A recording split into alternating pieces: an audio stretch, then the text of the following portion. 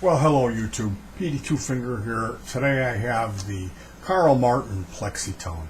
This is a multi-channel distortion box that has a boost. It runs with a charge pump. The topology is 3mm red clipping LEDs off of TL072 op amps. The original designs I've seen, they run a LF357 chip, which is a JFET op amp. There's another version of this which is much smaller. It only has 3 knobs: volume, tone, and crunch, which is slang for gain. This one here, it starts off with a low gain knob and then a high gain knob, and these are set with this toggle switch. So let's say you set the low at maybe 10 o'clock and the high you set at 3 o'clock. So then when you step that, you're going to get that gain boost. There's also a boost knob, boost switch with a knob. So you can set that for how much louder, like if you're going to boost your guitar signal for a solo to get a little louder. What would be ideally with the Carl Martin PLEXITONE, you could take an amp that doesn't have any, just a plain old amp that just is an amp, just clean guitar, and you set this down and you automatically you've just added a little bit more. You got a bypass, turn it on, you're on stage 1. You need stage 2, it's picking up. And you got a little bit more gain than stage 3 for your lead solo. So you can easily expand an amp with a lot more tonal possibilities with this. There is it's boost, then volume control, which no matter where you set your volume, you're still going to get that boost on top of it. There's a tone control, which my only gripe with this circuit is the fact that there's no bass knob. I like having a bass and a treble. Ideally, I mean, at that point, can we just add the mid-range knob too? But I appreciate them keeping it simple, because honestly, I leave it set as it is with the treble pretty much cranked. So for me, I run my low around 9 or 10, low gain, and then the high around 2 o'clock. And the boost I run about 1 o'clock, and the volume at about 10 or 11, and that's close to unity gain. So just yesterday I put a pair of 18650 cells in here. These are rechargeable lithium-ion batteries, so I put 2 of those inside this pedal as there was room. What did I do with my dummy plug? Here's my dummy plug, so I'll show you how I can turn it on. In order to turn it on, you need to have the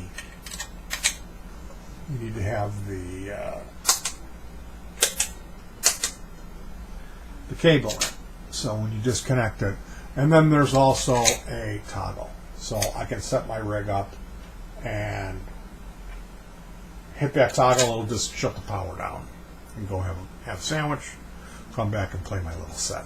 I added this hot sticker yesterday, which comes from meat, like Italian sausage, and then this is a Marshall regenerator badge from a pedal that I was unable to repair. So I salvaged I built the Dodd 250 into the chassis. Here's what it looks like with a little color. It's kind of an ugly pedal, isn't it? Adding the hot badge and the green of the regenerator, I think it helped. So this particular unit, I purchased the PCB from a company called TAYDA. That's the guys that I buy my resistors and capacitors and pretty much everything I can get I mean, they're cheap, and they sell parts to build pedals. They also have a handful of PCBs. Now, around 2014, there was a group of people who were beefing and griping about TAYDA, saying, they steal their designs. There's like 9 or 10 pedal PCBs you can buy from them. They don't include the schematic. It's the same as this Ruby amp from Runoff Groove and they didn't credit them. Which, I mean, that's all very legitimate complaints. I'm not here. This video is merely to say, gee, this is a great circuit. I build an amp, typically at least 1 amp a year. They're Class D. They're not tube amps. They're Class D, okay? So, calm down.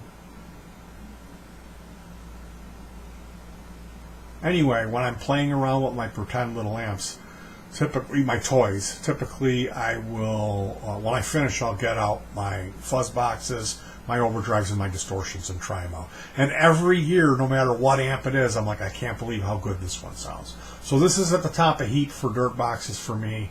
I get that there's a lot going on, that it's got 3 foot switches and a lot of knobs. You can make the smaller version. The topology is a pair of TLO72 op amps with 4 LED clippers, something I'm used to. That's the DOD 250. That's the other one that sounded really good, was my Wampler Mods 250, which I made in the chassis that this regenerator badge came out of, so it's a little ironic. But yeah, I love the Bad Monkey, it's called, Digitech Bad Monkey. That's volume, gain, tone, and bass, or treble and bass. Volume, bass, treble, and gain. That's the controls on the Bad Monkey. And like this one, my one complaint is that there's no bass knob, but really it's fine on the low end frequencies. You set it, set the treble however you want that, and then you've got 2 gain stages and a boost. So the thing that makes this so great is there's no extra hiss or noise, and it lets your guitar sound come through enough, especially at lower gain settings, where it isn't just completely mush city of like washing out all of your natural tone. But at the same time, it has a lot of character and it just sounds great. The distortion sounds really good. So I've never tried it with the JFET op amp, which is the LF357, I think. There's a few different layouts. If you look, you can find a layout called the PLEXITONE version 3, which has it's just a 3-knob pedal, volume, tone, and crunch, which crunch is just another word for gain. This one, they call it the crunch channel, and then the high gain channel. And it's the same thing. There's just 2 different pots that you switch through on this foot switch. But it's cool. It's like I said, if you put this down in front of a clean amp, you just added, you know, at least, I mean, if you want to get technical, you turn it on, that's 1. You add the boost, that's another. Well, that's 2. Then you gain it up, that's 3, and then you boost that, so 4.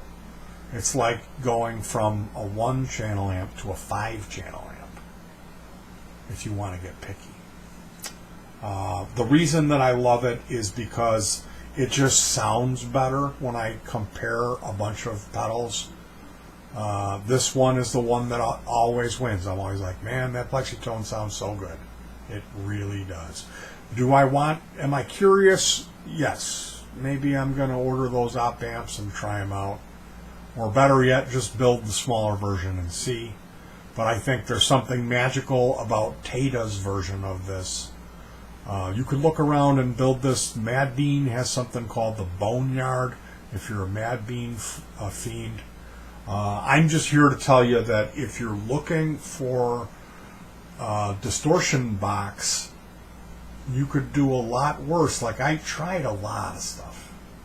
You know, Purple Plexi 800, Wampler Triple Rec, MT2, Rats. I tried a lot of distortion boxes. I built a lot of distortion circuits that, you know, JFET stuff like the Spitfire, all kinds of stuff. And this is the one that always stands at the top of the heap as far as no compromise.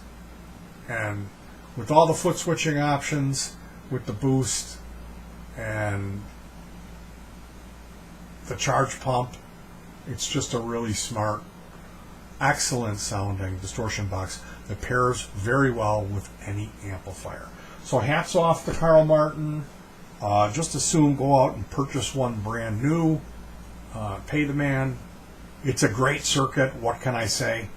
I'll see you guys soon when I start feeling a little better and heal up. Look for some new actual music and fun music content from us. In the meantime, I'm going to be monkeying around here on this new amp and this new rig. I have to build a new splitter. I built one to split the signal so I could send one copy of my guitar to a multi-effector and then to a PA, and then another copy to this and to a little amp with a 12-inch speaker. And that it's an op amp based splitter is the one that I picked. It runs off a 9-volt battery, and it was like it wasn't intermittent. It was not working sometimes with certain other units. It was like selectively bad. So I'm going to build a JFET version of that and see where we go from there. I can try to use this thing, the new X amp force, and by setting half of the presets to nothing and panning them hard, I could use one of the jacks and then have the other jack set for Roland Jazz with a bright EQ setting just to brighten up. So that may end up being my splitter. I really like the idea of a dedicated box that's splitting my signal that isn't an old Boss chorus. Because they suck batteries, those things. You know, I'd rather, if I can, put a pair of these 18650 batteries in there and switch with a little LED or something. All right, you guys, I'll see you soon. Thank you. And if you're curious about anything, if anyone ever needs anything repaired or built, I could help you out. So just contact me, and we'll see what we can do. Peace.